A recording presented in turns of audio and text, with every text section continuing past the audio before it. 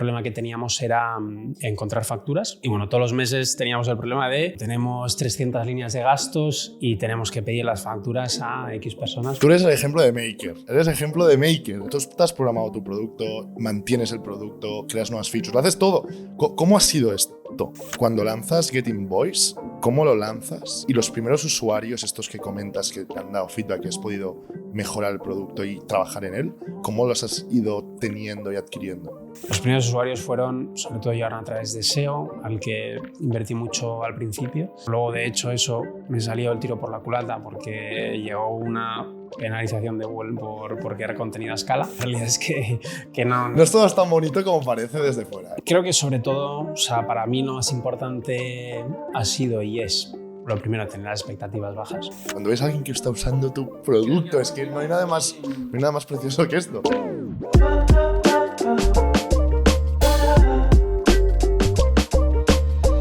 Bienvenidos una semana más al podcast de entrevista a Product Leaders. Hoy estamos con Miquel Palet. Hola, Miquel. Muchas gracias por la invitación. Un placer tenerte aquí. Es la segunda vez que vienes al podcast ya. Y hoy vamos a hablar de un producto que has hecho hace poquito, que se llama Get Invoice. Nos vas a hacer una demo también. Vamos a ver un producto en real.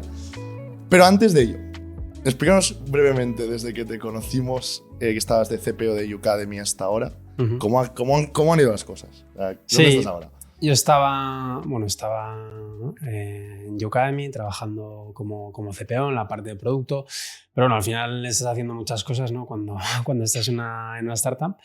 Y bueno, ahí sobre todo al final tenemos un producto muy educacional. Teníamos un producto tecnológico también que es básicamente la plataforma, ¿no? Un LMS donde gestionamos cada vez más todo lo que pasa con los alumnos, el estudio, bueno, prácticamente todo el camino del estudiante, ¿no? Y bueno, y luego hay una parte muy importante del producto que es pedagógica también, y ahí, pues, bueno, yo como CPO me encargaba sobre todo de la parte tecnológica. Y entonces, bueno, llegó un momento que vi que necesitaba un cambio, sobre todo, bueno, pasar tal vez a un producto más tecnológico, que estuviera centrado en lo que es básicamente la tecnología. Y ahí fue cuando decidí buscar, o bueno, salir de Udemy con mucha tristeza. y bueno, sí que es verdad que no salí con la idea de hacer nada ni con algo específico. Estaba al final pues muy centrado en hacer una transición en Udemy, que todo fuera bien. Y bueno, al cabo de unos meses sí que bueno, pensando, y también obviamente cuando intentas buscar problemas que resolver, miras a los que has tenido tú, ¿no?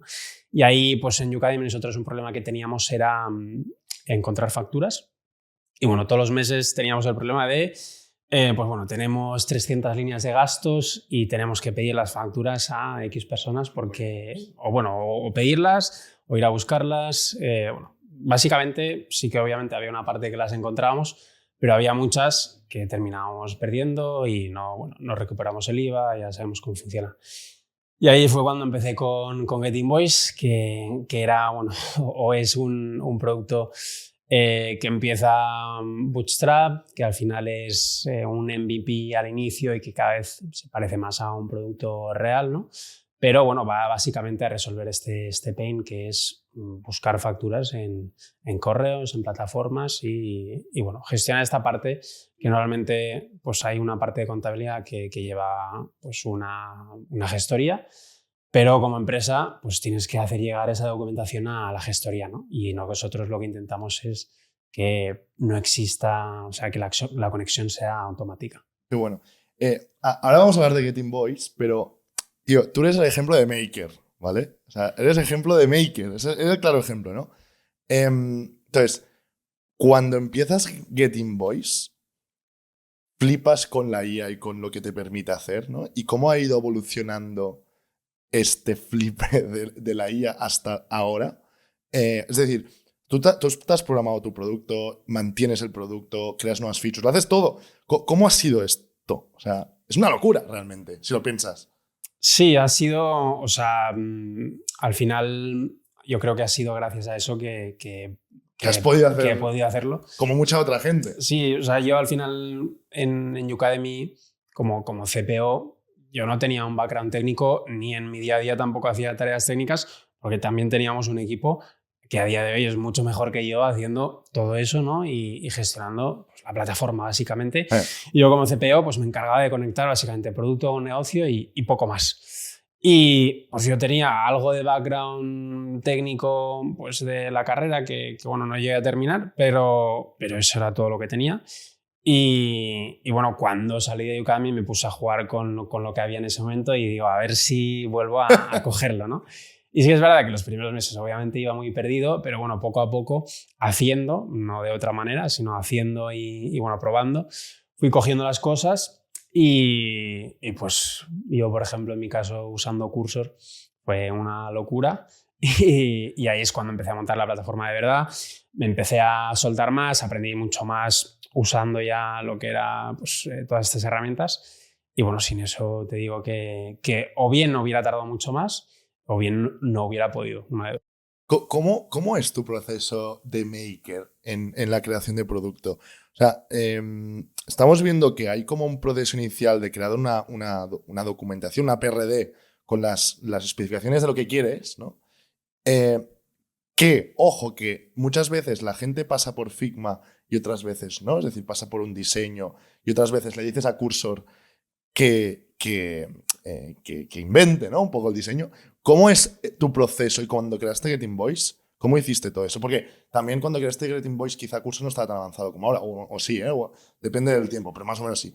Sí, por ahí estaría.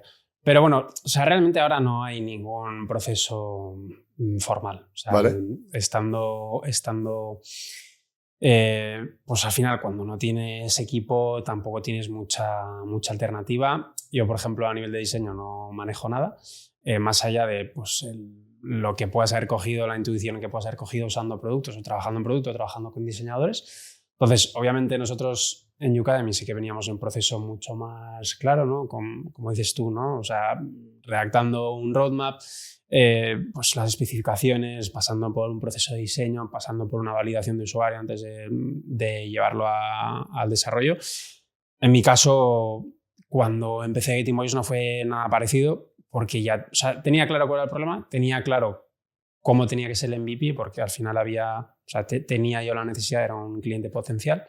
Y entonces, básicamente fue lanzar lo más básico, empezar a captar usuarios y a partir de ahí sí que, básicamente hablando con usuarios, ver qué necesidades había y seguir desarrollando. Pero la realidad es que en ningún momento pues, ninguna funcionalidad ha pasado ni por escrito ni ha pasado por Figma. ¿Figma no lo has tocado en todo Get Invoice? Tampoco los sé usar, ¿eh? O sea, si los hubiera a usar, tal vez sí que... Bueno, ahora veremos el producto, pero tiene muy buena pinta. Sí que lo haría mejor, pero... Bueno, ahora veremos. Pero bueno, yo creo que...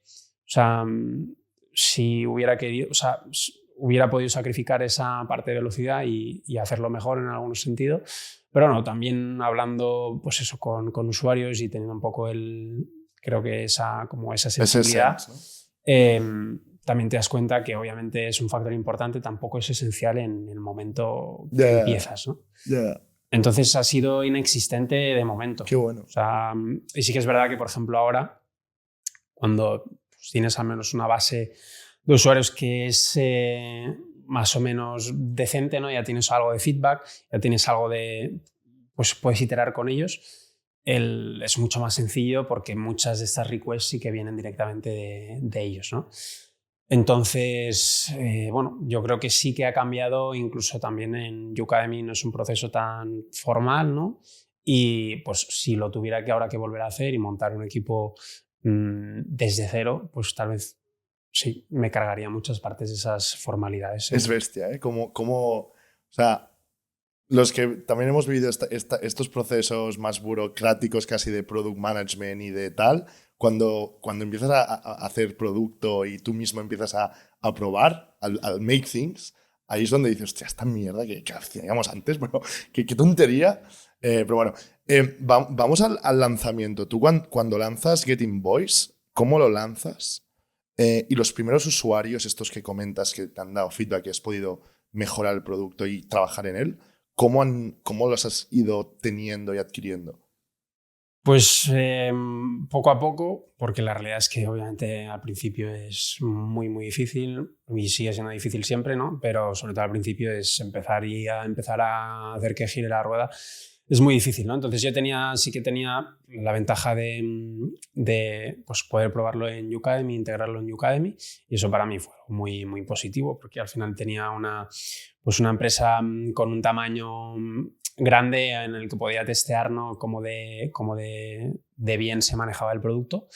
Y allí fue, sobre todo, a partir de ahí, ¿no? Testearlo mucho con Udemy, básicamente. Y bueno, los primeros usuarios fueron, sobre todo, llegaron a través de SEO, al que invertí mucho al principio. ¿Con SEO de blog de Google? Sí, bueno, fue más trabajar el SEO programático, que Vale. bueno, luego de hecho eso me salió el tiro por la culata porque llegó una penalización de Google por crear contenido a escala.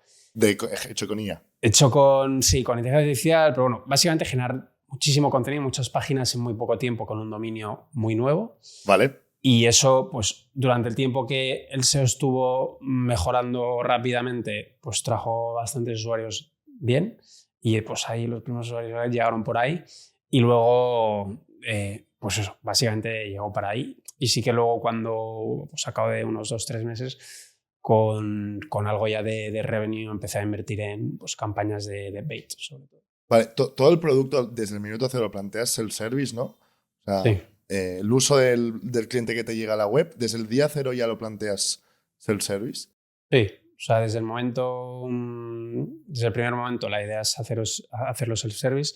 Sí tenía claro, obviamente, cuál iba a ser mi ticket medio, cuál iban a ser los economics. Entonces tenía claro que tampoco podía hacer un producto, un onboarding muy, muy especializado, ¿no? Sí que es verdad que desde el primer minuto, sobre todo los usuarios que entraban, ha sido una comunicación muy directa y de escribir a todos los usuarios, intentar hablar con todos en una call y bueno, intentar captar el máximo de información posible, pero ellos llegaban de manera orgánica al producto. Ya ves. Porque el primer producto, y entiendo que también el producto que vemos ahora, hay una recopilación de las invoices dentro del correo, ¿no? Que esto es clave, o sea, esto es como la clave. Y después, ¿qué hay? Categorización, o sea, ¿qué features hay dentro del producto ahora? O sea, al principio el core fue lo que dices tú, captación de facturas a través del correo y ya. ¿Esto cómo lo haces? Te integras con Google y básicamente... Captas keywords ahí. ¿Cómo? ¿Cómo sabes los correos que tienen facturas? ¿Por keywords? Pues no, los tienes que procesar. O sea, tú tienes, imagínate, conecto mi cuenta de correo, tengo todos los correos, miro qué correos tienen documentos adjuntos. Entonces, cada documento adjunto pues lo tienes que procesar, tienes que sacar la información, el texto, y luego pues con la IA mandarle básicamente el texto de la factura e intentar extraer, primero decir si es o no una factura y luego extraer toda la información de la factura para luego hacer cosas con ella o no. Entonces el core del principio era extracción de facturas de Gmail, solo Gmail, y subida de facturas en Google Drive. Y luego, pues a medida que fue pasando el tiempo y sobre todo lo que añadimos fue soporte pues, también de correos como Outlook y correos, pues, cualquier tipo de correo a través de servidor. Y luego, sobre todo, la gracia está en integrarte también con el ERP. Y entonces toda la información que nosotros extraemos de la factura, que no es solo saber si es o no una factura, sino que extraemos todos los campos de la factura, las cantidades, si tiene o no tiene IVA, si tiene lo que sea la factura. Todo esto nosotros lo podemos mandar directamente al ERP, sea yo que sé, Holded, por ejemplo en Estados Unidos QuickBooks se usa mucho. Y nosotros creamos en el ERP directamente la factura con todos los datos completados. Entonces ahí, pues sí que es verdad que obviamente cada empresa decide hasta dónde llega la automatización, ¿no? Porque hay empresas que simplemente lo que tú quieres es que se recopilen las facturas y se suben a una carpeta de Google Drive y tú invitas al gestor a la carpeta de Drive. Pero bueno, luego hay empresas que pues, conectan al ERP y se manda directamente la factura al ERP. Y entonces, y luego también lo que añadimos con el tiempo, que bueno, fue al mes, poco más, fue la captación de facturas también de portales como Amazon, Google Ads, Meta Ads, que el problema de estos son que no te mandan las facturas por correo, ¿no? Entonces ahí, bueno, montamos una extensión de Chrome para sacar las facturas con mucha más facilidad y sobre todo pues, para portales como Amazon, Meta, que te generan muchas facturas. O sea, no es que tú no es un problema de ir una vez al mes y descargar una factura, sino que Meta tal vez te genera 50 facturas al mes, ¿no? Y eso pues es parte de la propuesta de valor, ¿no?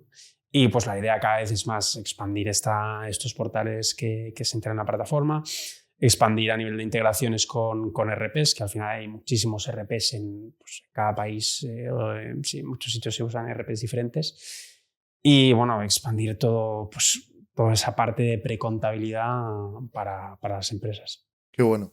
Hostia, esto se dice rápido de todo lo que has dicho, ¿eh? O sea, todo esto Cursor, todo esto lo has hecho con Cursor. Sí, bueno, no todo, obviamente, pues tiene sus límites. Hay cosas para lo que es mejor y para lo que es peor, ¿no? Pero sí que es verdad que te ayuda mucho a pues, las cosas más básicas, a hacerlas más rápido, ¿no? Entonces yo creo que sí, que cuando tú necesitas indagar un poco más o hacer alguna cosa con más complejidad, con muchos pasos, se pierde, ¿no? Pero para hacer pues, muchos pasos pequeños sí que es algo positivo y bueno, sí, yo siempre me he apoyado en Cursor, sí, sobre todo en Cursor. Ya ves, no, qué bueno, qué bueno. Vale, yendo más a la parte de IA que comentabas al principio, de toda esta parte que decías de colectar todas las facturas, procesarlas y tal. Ahora están siendo muchos productos que es como, son productos que quizá en un pasado también estaban, pero la forma de resolver el problema de ahora con la IA te cambia el juego. Incluso hay productos que antes no funcionaban o que funcionaban mal, que ahora pueden llegar a funcionar, ¿no? Y en el futuro aún más. Esto es un ejemplo, lo que planteas. Sí, o sea, yo creo que obviamente hay alternativas, ¿no? O sea, al final creo que obviamente hay muchas maneras de procesar una factura. Sí que es verdad que para extraer información de texto y ordenarla, y sobre todo en el caso de una factura, ¿no? Yo creo que no necesitas una inteligencia artificial muy avanzada para hacer eso, pero sí que necesitas algo que pueda entender de alguna manera de la estructura del documento, ¿no? Sobre todo, no tanto para campos como, yo qué sé, la cantidad de una factura o cuál es el número de la factura, pero para campos como pues, todas las líneas de gastos, todos los... Bueno, hay información que no está explícitamente en el documento, ¿no? Entonces yo creo que para hacer esa inferencia es muy bueno. También es muy caro. En ese sentido, creo que obviamente cambia, pues eso, dar un servicio en el cual tienes que procesar cada documento a escala y eso pues, te añade unos costes al producto, le quieres meter inteligencia artificial y tienes que pagarla, ¿no? Pero bueno, yo creo que en nuestro caso, por ejemplo, ahora es impensable hacerlo sin eso o se podría hacer tal vez de una manera más eficiente. Sí. Entonces, sí, yo creo que en nuestro caso es muy positivo y la verdad es que no tengo ni idea si pues, productos que existían antes de esto, cómo lo hacían. Estoy seguro que lo usan a día de hoy, no sé cómo lo hacían antes. Y Miquel, has hablado de facturas de los LLMs o de las empresas de IA. Hay un momento que dices, hostia, que esto cuesta. Me ha llegado una factura de 3.000 pavos o 4.000 o 10.000 los que sean. ¿Cómo esto también, pensando en business models y en units economics, cómo esto lo haces tú, ¿no? O sea, al plantear tu pricing, saber que tienes que sacar margen. Aparte, creo que tienes un modelo de suscripción, ¿no? No por usage, que como muchas compañías, ¿eh? ¿Cómo esto lo haces al principio, sabes?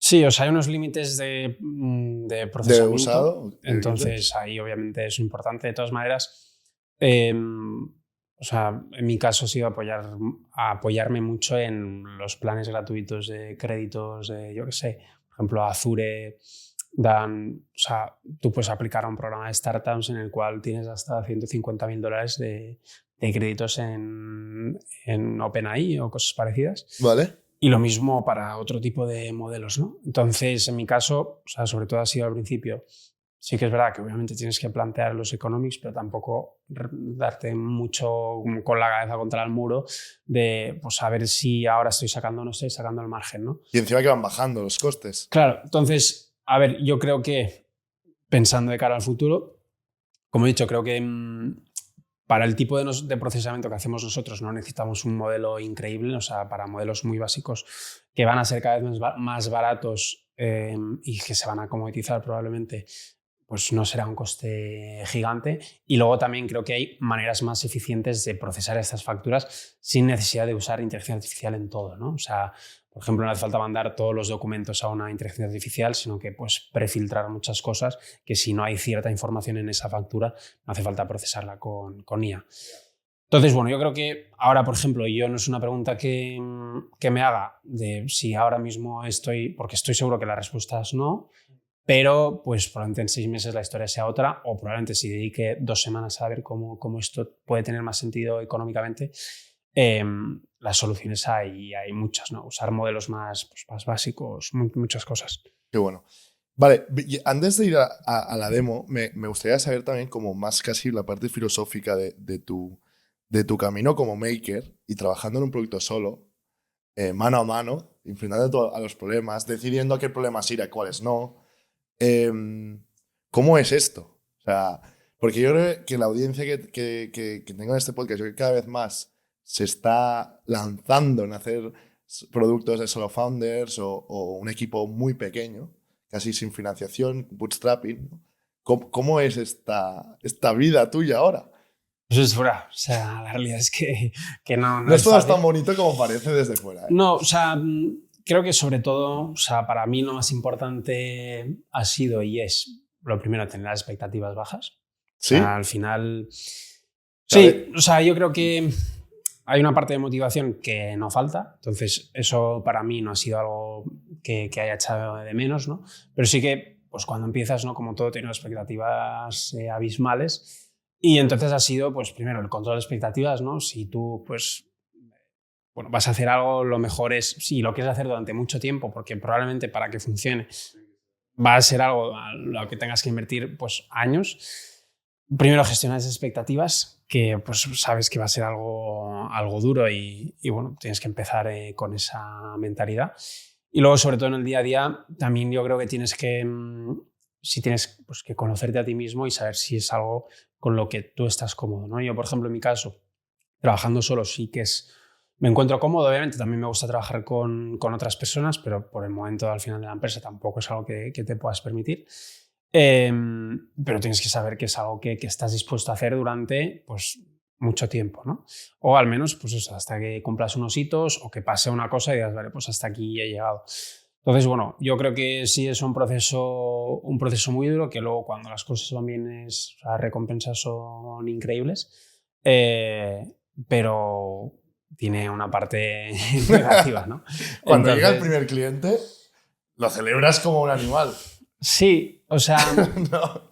yo en mi caso, Cuando ves a alguien que está usando tu creo que al producto, es que no hay principio nada más, no hay nada más precioso que esto. fue eso, ¿no? Tenía unas expectativas muy Ya, grandes y pues con el tiempo las vas controlando. ya, Sí que es verdad que obviamente tener usuarios en la plataforma es increíble brutal. y yo creo que no hay nada mejor que eso, lanzar pronto, trabajar con los usuarios y ver hacia dónde llevas el producto, ¿no? Porque muchas veces pues, no hay mejor cosa que hacer porque al final es el cliente.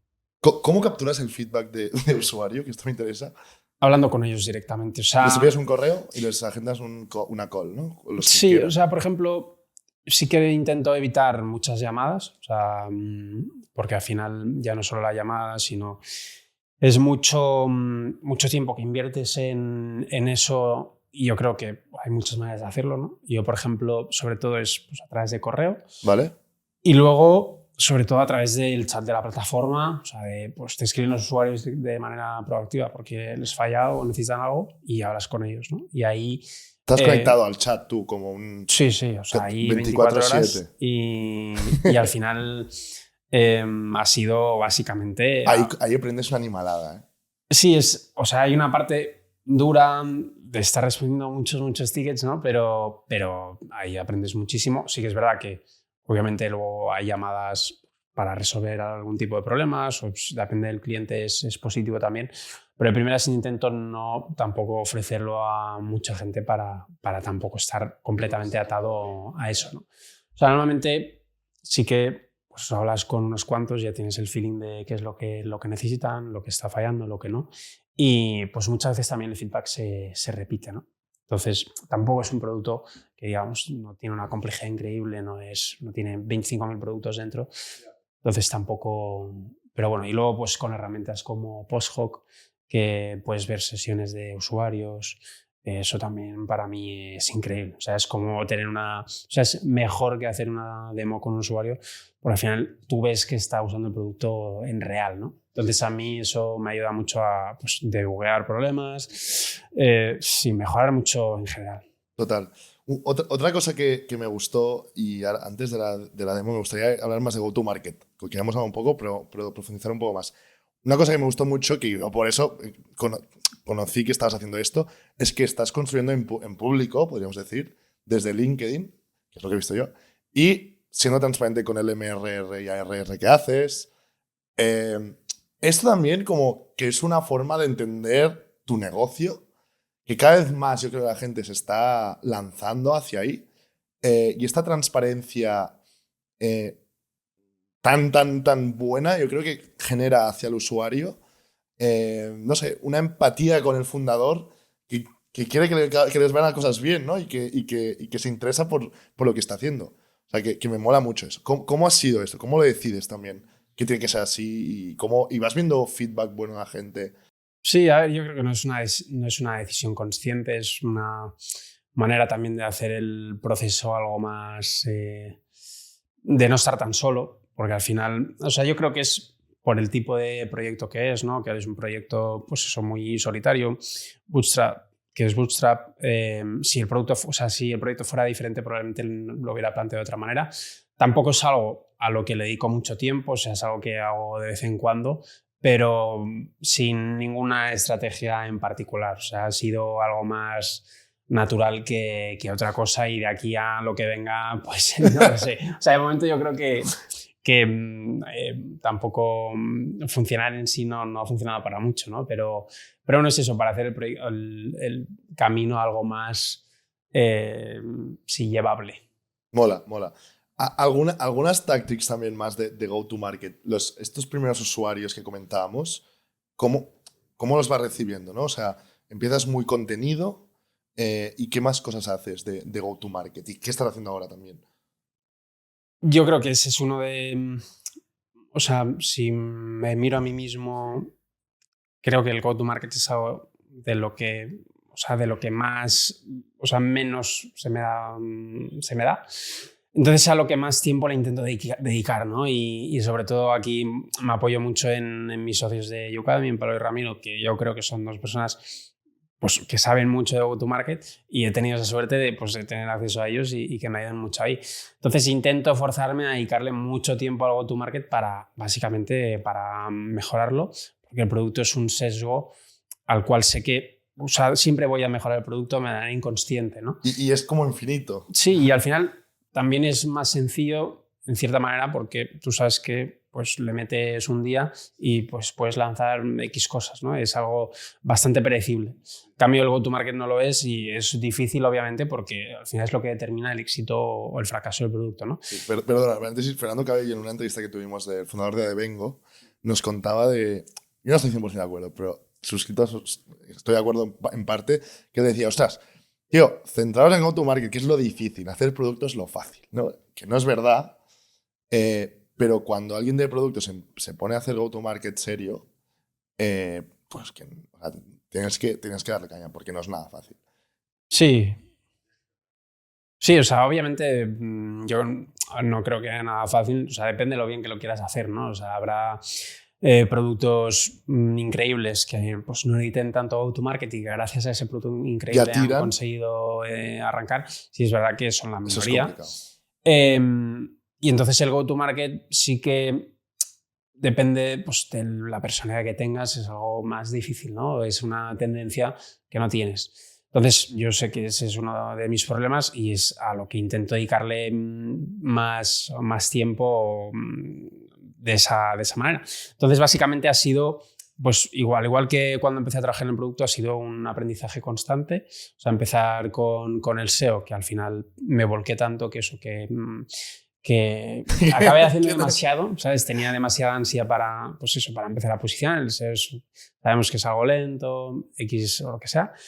empecé pues a dedicarle mucho tiempo y pues no salió tan bien, pero bueno, luego cogí la parte de paid y empecé pues también había tocado algo de paid, obviamente, no lo suficiente como para hacerlo bien, ¿no? Y pues ahora con el tiempo, poco a poco lo vas cogiendo y lo mismo con todo. O sea, yo sí creo que, por ejemplo, para el go-to-market probablemente puedas hacer funcionar varios canales para el producto que tengas, pero necesitas enfocarte en uno, a no ser que tengas muchos recursos y muchas personas, necesitas enfocarte en uno, hacerlo funcionar y luego tal vez, si lo consigues automatizar, pasar a otro, ¿no?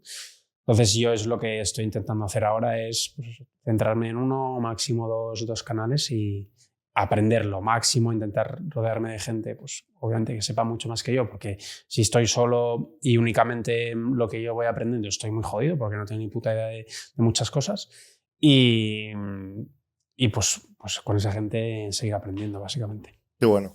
El go-to-market es como, tío, que hay tantas... O sea, igual que hacer producto, se puede hacer producto de muchas maneras, ¿eh? Pero el go-to-market es como, tío, hay tantas maneras de llegar a tu cliente de Get Invoiced que te puedes volver loco. Las campañas de social y tal, todo esto lo has creado tú, lo traqueas tú, lo mantienes y tal. Sí. Ya ves. Sí, o sea, al final, pues obviamente cuando lo haces todo tú vas más lento, ¿no? Y pues hay errores que tardas más en corregir. O sea, obviamente no creo que sea tampoco algo ideal. O sea, al final, pues una persona solo, obviamente vas más lento que haciéndolo con un equipo, ¿no? Pero bueno, también es una decisión de si tú quieres bootstrapear un producto, los inicios son modestos, ¿no? No, tal cual. Vale, Miguel, antes de ir a la demo de producto, también me interesaría saber cómo más a nivel de contenido, de comunidades que hay ahí fuera de Maker. Nosotros con David hemos creado una hace poco, ¿no? Y estamos juntando a gente que está haciendo productos como tú, pero me interesa saber cómo desde el punto de vista de un Maker y más con esta soledad, ¿no? De crear un producto solo, ¿qué has tenido en este camino? ¿Has visto mucho YouTube de creadores que lo hacen muy bien en este ámbito? ¿Te has juntado en comunidades, eventos, un podcast? ¿Cuál ha sido? ¿O no ha sido mucho por ahí?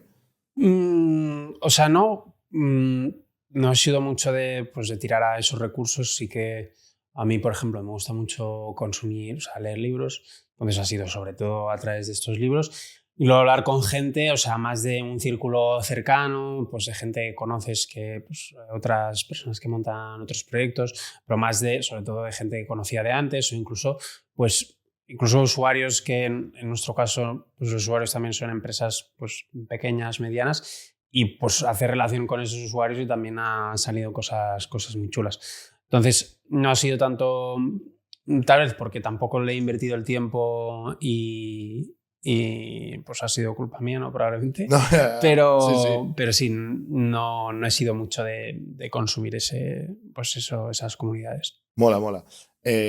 No, al final es centrarte a hacer producto y que es lo importante. Vamos al producto. Vamos a compartir la pantalla ahora mismo. Entonces, tú mismo. Ahora aquí tenemos... Estoy ya en directo haciendo una demo en presencial. Esto ya es la bomba. Tú mismo, Miguel, explícanos un poco cómo has organizado también cada tab de Get Invoiced, qué podemos ver en cada una de ellas. Todo un poquito.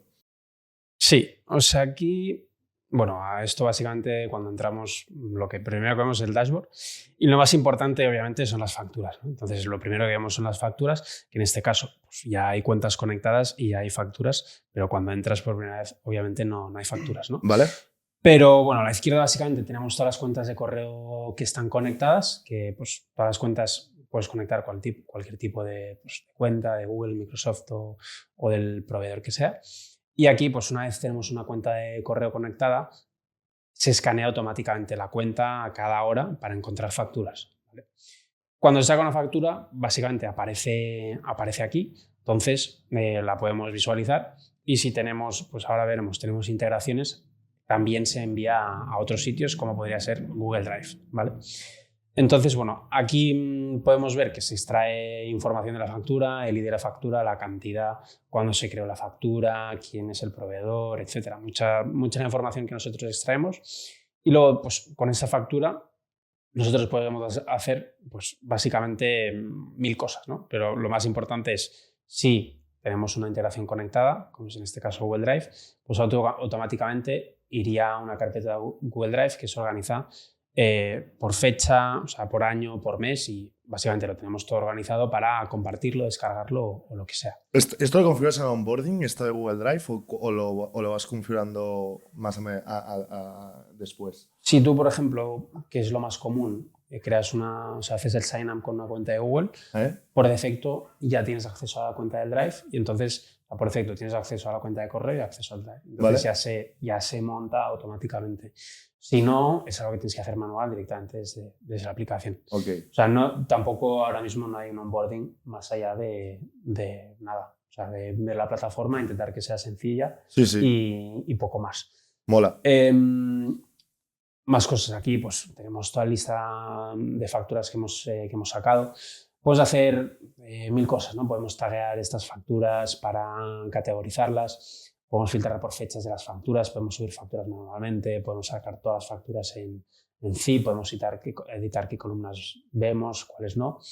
Pero bueno, algo que es muy importante siempre para alguien que crea una cuenta es básicamente ir a buscar facturas antiguas, ¿vale? Si yo, por ejemplo, voy aquí, podría escanear todo 2024 y sacar todas las facturas de todos mis correos en 5 minutos. Entonces, pues muchas veces cuando entramos podemos hacer ese catch-up de pues, el Q1, el Q2 o lo que sea, muy rápido con esta herramienta. Vale. Más cosas, básicamente relacionadas con integraciones, pues lo que decía antes, ¿no? Tenemos RPs que conectas la cuenta directamente y ahí se mandan directamente todas las facturas con la información que está introducida ya en el RP. ¿Vale? ¿Estas integraciones cómo las has hecho por dentro? ¿Son API, vía API, sí, toda la vida? Son vía API que ofrece el RP y básicamente pasando un proceso de verificación son muy largas porque al final también son muy anticuadas, o sea, son APIs antiguas. Pero bueno, o sea, ha sido priorizarlas también. No tenemos 25.000 RPs, sino ha sido poco a poco y ir añadiendo. ¿Vale? Y luego pues está la parte de Insights, que básicamente aquí lo que ves es todas las facturas que tienes, puedes ver la información de, pues por ejemplo, en Q1, cuánto me he gastado, cuánto, pues por proveedor, cuáles son mis facturas, todo eso lo podemos ver de manera agrupada desde la tab de Insights. Podemos ver también desde las facturas, se sacan las suscripciones que tenemos y podemos ver cuándo se renovarán. Entonces yo, por ejemplo, sé cuándo me viene la factura de este mes de Movistar o lo que sea. Y luego aquí hay una parte chula de configuración que es para intentar suplir un poco la localización de... Pues al final nosotros tenemos usuarios tanto, pues lo que te decía antes, ¿no? Alemania, Holanda, Bélgica, y cada cliente sí es verdad que tiene un poco unas necesidades, ¿no?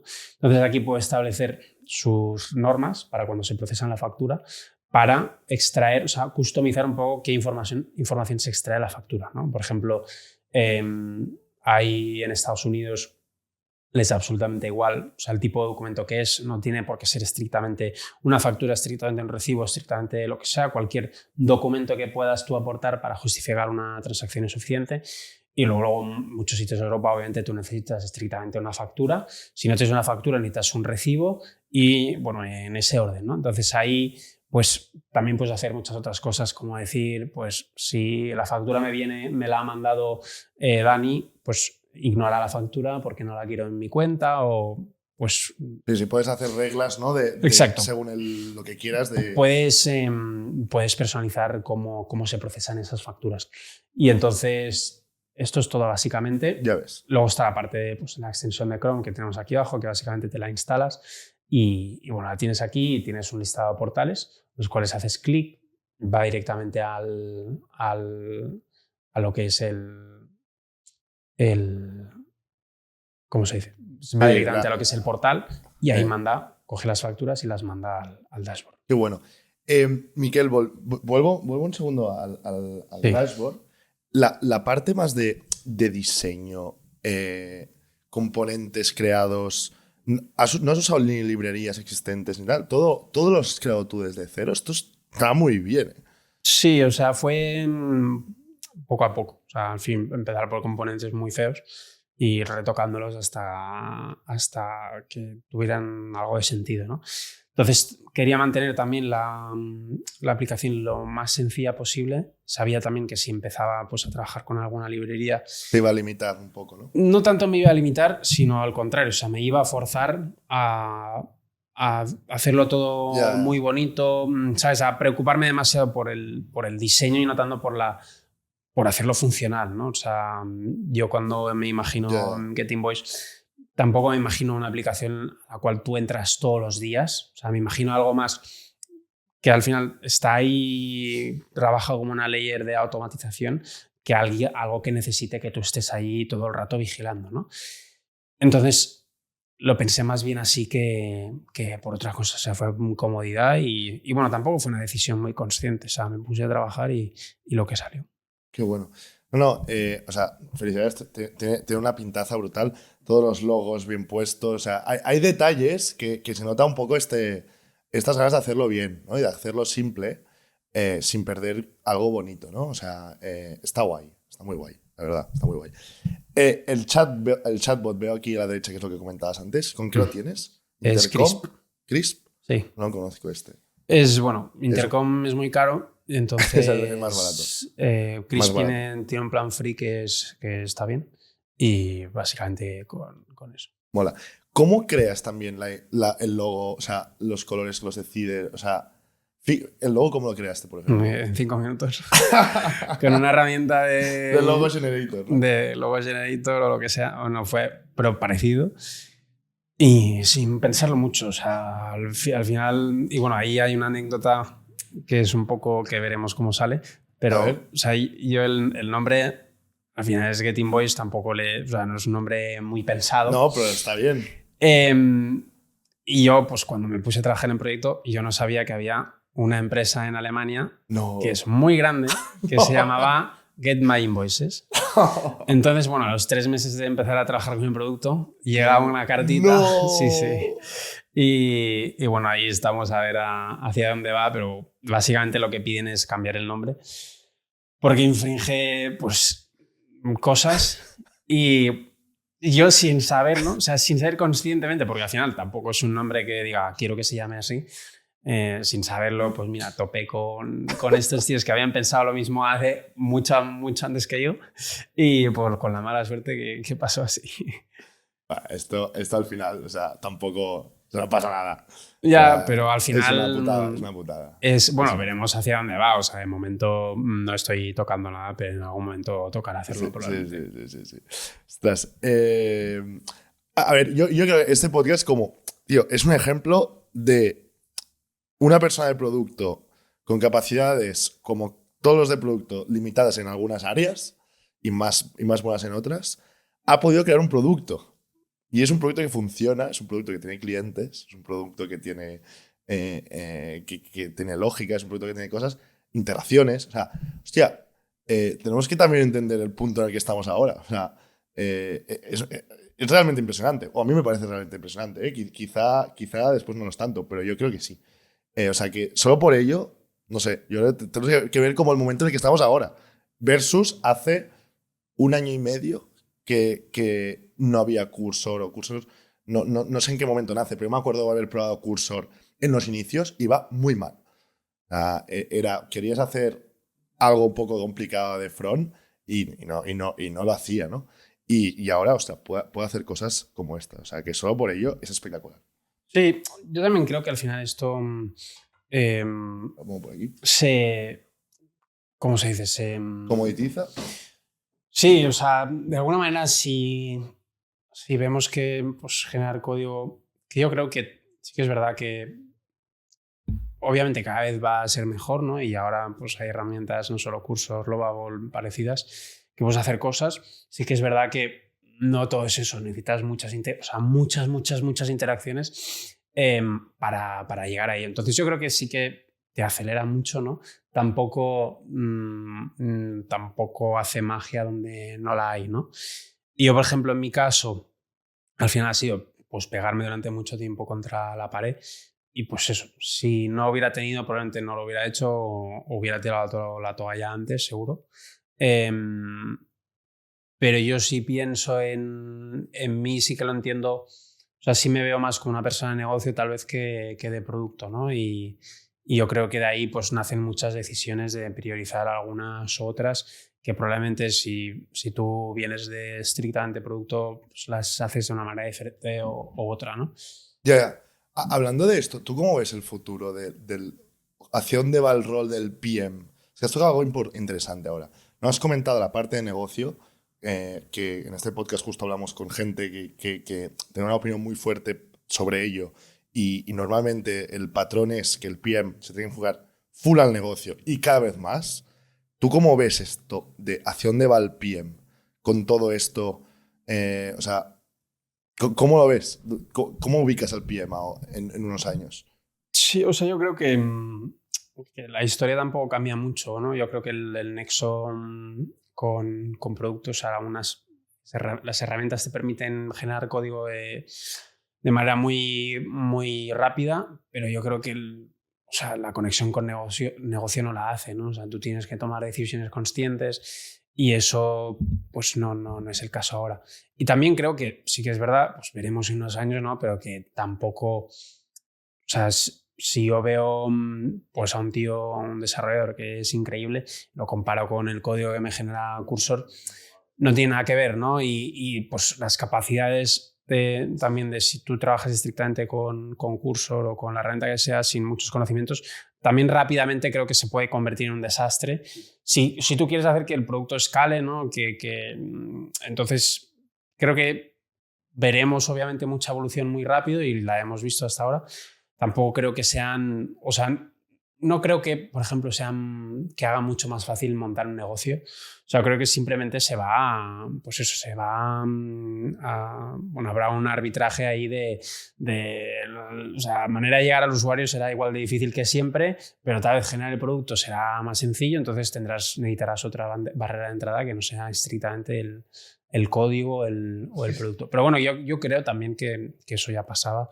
Creo que también había pues, muchos productos en busca de solución y que con eso probablemente los haya más, ¿sabes? Más productos con una gran tecnología, gran diseño, lo que sea, pero que tampoco, pues o bien no consiguen al cliente o no le dedican tiempo suficiente. Es una incógnita, ¿eh? Porque, tío, un concurso, ¿no? El ejemplo del código que se tira, o sea, hablando con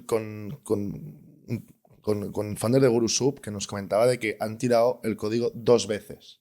O sea, todo el producto han tirado el código y han vuelto a empezar. Esto lo digo porque por como la comoditización del código, de que ya no vale tanto, ¿no? Las líneas de código.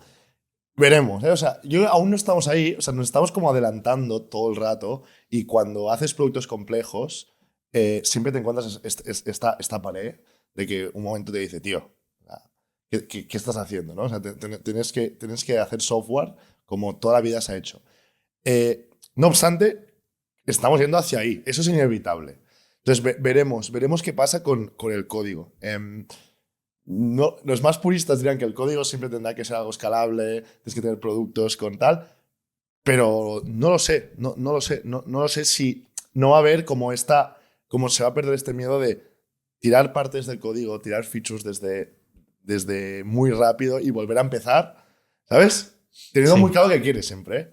Sí, sí. Veremos qué pasa. Sí, yo creo que, bueno, siempre se va a necesitar trabajar en algo en el producto, o sea, escribiendo códigos o pues pensando en qué manera estructurarlo, muchas cosas, ¿no? Entonces, creo que si bien estamos un poco lejos aún. Estamos lejos.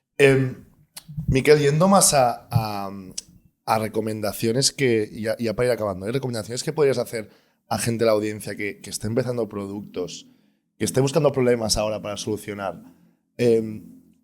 Algunos tips, sobre todo al inicio, que creo que es lo más jodido, ¿no? Y también tips también cuándo saber cuándo lanzarte a tu producto. O sea, ese primer momento de buscar problema, lanzarte, pensar cuándo, ¿cómo lo hiciste tú y cómo recomiendas hacerlo? Sí, o sea, yo creo que el problema, o sea, lanzar es la mejor opción, siempre hacerlo lo antes posible. O sea, el producto O sea, uno siempre tiende a pensar que el producto nunca está terminado y pues que el cliente no lo va a usar, pero yo, por ejemplo, en mi caso creo que el producto hace 5 meses, pues el core lo resolvía igual de bien que ahora, ¿no? Si bien, pues si tú quieres luego escalar el pricing, si tú quieres, pues eso, llegar a una mejor propuesta de valor para captar más clientes, tienes que ir mejorando el producto, ¿no? Pero no, creo que siempre la solución está en captarlo, o sea, en empezar lo antes posible. Empezar lo antes posible, Sí, o lanzar sea, lo antes posible. lo antes posible siempre, o sea, para validar la proposición, o sea, lo que es el core de la propuesta de valor que tienes. Y de ahí, pues, o sea, mejor feedback que ese no, o sea, yo tiraría pilotos, tiraría cosas así. Luego, obviamente, siempre hay casos específicos donde no puedes saltarte de ciertas cosas, ¿no? Pero estoy hablando de SaaS o de software, creo que es la mejor manera. Y luego, pues a nivel de ideas, pues no te sabría decir una manera de encontrar ideas. Sí creo que, o sea, las ideas son bastante fáciles de tener en el sentido de, o sea, creo que probablemente si piensas en un problema que tienes y cómo solucionarlo, eso se podría productizar. Y si le inviertes lo suficiente o lo haces bien, creo que podría llegar a ser un negocio, ¿no? Entonces, no creo que pues, esperar a tener una idea increíble sea lo mejor y pues eso, probar. Sobre todo, pues eso, mirar a uno mismo qué problemas tienes. También ver si está dentro de tu círculo de competencia. O sea, creo que puedo resolver. Creo que me va a gustar porque obviamente sé que el proceso va a ser muy largo y voy a disfrutar de hacerlo o no hacerlo. Y pues ahí, cuando estás ya metido, también tienes los incentivos de seguir, ¿no? O sea, una vez has lanzado, tienes usuarios, también tienes ese incentivo muy positivo de que ya tienes un compromiso, ya tienes unos usuarios que te pagan, entonces tienes que dar ese servicio, ¿no? Y no lo estás postergando completamente hasta pues, que tendrás un producto mejor que luego tal vez no usa nadie, o sí, ¿no? El miedo de lanzar realmente es un buen miedo, ¿eh? Porque siempre hay. Yo creo que cuando tú lanzaste también lo tuviste. Sí, ¿Y si nadie lo va a usar? ¿Y si no gusta? ¿Y si tal, no? Pero bueno, no pasa nada. O sea, se tiene que lanzar y verlo, ¿no? sí, o sea, yo creo y que es entender a los el usuarios. miedo, el síndrome de impostor, no terminas de superarlo nunca, ¿no? Aunque tengas, pues, no sé, miles de clientes, Igual, creo que siempre, o sea, con nuevos productos o incluso con el producto actual, siempre tienes, o sea, siempre crees cosas que puedes mejorar y eso también es un incentivo más a seguir mejorando, ¿no? Si tú llega un momento que crees que el producto es perfecto, ahí tienes un problema porque probablemente tengas pues, 100 competidores por detrás que lo estarán mejorando, ¿no? Entonces yo creo que es algo positivo y que al final también los mayores críticos siempre somos nosotros mismos, ¿no? Que los usuarios pues tienden a ser, al menos en mi experiencia, muy agradecidos total. con lo que haces y sobre todo si tú pues, estás dispuesto a dar un buen servicio, ¿no? ¿Tú en tu caso validaste que Get Invoice tenía sentido cuando te paga el primer usuario? ¿O ya antes ya veías de que el feedback que ibas recibiendo cuando lanzaste y tal, ya veías que había algo ahí? ¿O ya por tu propio...?